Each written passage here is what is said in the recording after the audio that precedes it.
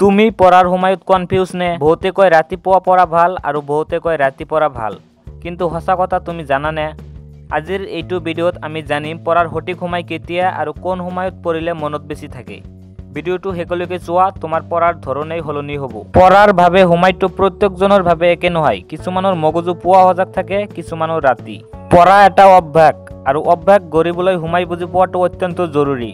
সেয়া পুৱা হ'ব পাৰে নহ'লে ৰাতি, কিন্তু তোমাৰ মগজু কোনটো সময়ত বেছি কাম কৰে সেইটো বুজি ল'বই লাগিব। মই তোমালোকক এতিয়া কম মৰ্নিং ষ্টাডিৰ বিষয়ে।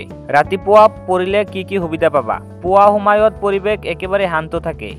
নিকা হৈ উঠাৰ পাছত মস্তিষ্ক একেবাৰে ফ্ৰেছ থাকে। যিকোনো কথা মনত ৰাখিবলৈ সহজ হয়। ৰিভিজন বা মুখস্থ কৰাৰ বিষয়বোৰ পঢ়িলে মৰ্নিং পাৰফেক্ট।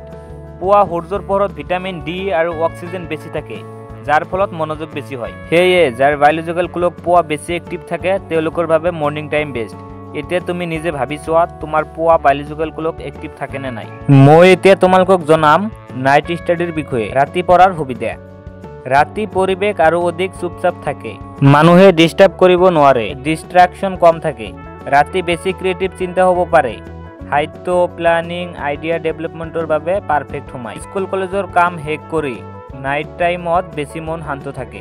এতিয়া কথাটো হৈছে যাৰ মন ৰাতি বেছি একাগ্ৰ হয় তেন্তে ৰাতি পঢ়া ভাল, কিন্তু এটা ৱাৰ্নিং আছে। ৰাতি দেৰিতে হৈ সলনি কৰি নিদিবা। টোপনি কম হ'লে তুমি কেতিয়াও মন দি পঢ়িব নোৱাৰা। টোপনি মিনিমাম 7-8 ঘণ্টা পাৰিবই লাগিব। টোপনি আৰু পৰ্যাপ্ত পানী খাব পৰা ইহঁত হ'ল পঢ়াৰ লগত জড়িত গুৰুত্বপূৰ্ণ বিষয়। তেনেহ'লে উত্তৰটো ক'ত? উত্তৰটো খুব চিম্পুল। তুমি যেতিয়া মন দি একাগ্ৰতাৰে পঢ়িব পাৰা সেই সময়টোৱে হৈছে তোমাৰ বাবে পাৰফেক্ট সময়। যদি পুৱা সজাগ আৰু এনাৰ্জেটিক লাগে তেন্তে পুৱা পঢ়া ভাল। যদি ৰাতি মনোযোগ থাকে তেন্তে ৰাতি পঢ়া ভাল। মূল কথা হৈছে কনচিষ্টেন্সি। প্ৰতিদিন 2-3 ঘণ্টা হ'লেও ফিক্স টাইমত পঢ়িবলৈ চেষ্টা কৰা। মই তোমালোকক এতিয়া 5টা ষ্টাডি টিপছ দিছোঁ। তোমালোকে চালে এই 5টা টিপছ ফ'ল' কৰিব পাৰা। প্ৰথম টিপছটো হৈছে তুমি কেতিয়া পঢ়িবা ফিক্স টাইম বাছি লোৱা। পুৱা পঢ়িবা নে ৰাতি। 2 নম্বৰ টিপছটো হৈছে পঢ়িবলৈ যোৱাৰ আগত মোবাইলৰ নটিফিকেশ্যন অফ কৰি ষ্টাডি কৰা। 3 নম্বৰ টিপছটো হৈছে ষ্টাডি কৰোঁতে ব্ৰেক লোৱা। 25 মিনিট পঢ়া আৰু 5 মিনিট ৰেষ্ট লোৱা, আকৌ 25 মিনিট পঢ়া আৰু 5 মিনিট ৰেষ্ট লোৱা। 4 নম্বৰ টিপছটো হৈছে পঢ়িবলৈ যোৱাৰ আগত 1 গিলাচ পানী খাবা। 5 নম্বৰ টিপছটো হৈছে কোনো এটা চেপ্টাৰ ৰিভিজন কৰিলে ৰাতিপুৱা ৰিভিজন কৰিবা।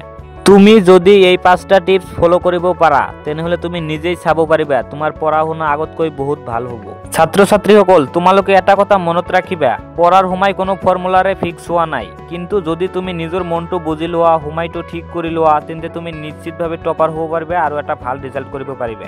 তুমি কোন সময়ত পঢ়ি ভাল পোৱা, পুৱা নে ৰাতি? কমেণ্ট কৰা। আৰু তোমালোকৰ যদি এই ভিডিঅ'টো ভাল লাগে তেনেহ'লে লাইক, শ্বেয়াৰ আৰু চেনেলটো ছাবস্ক্ৰাইব কৰি দিবা।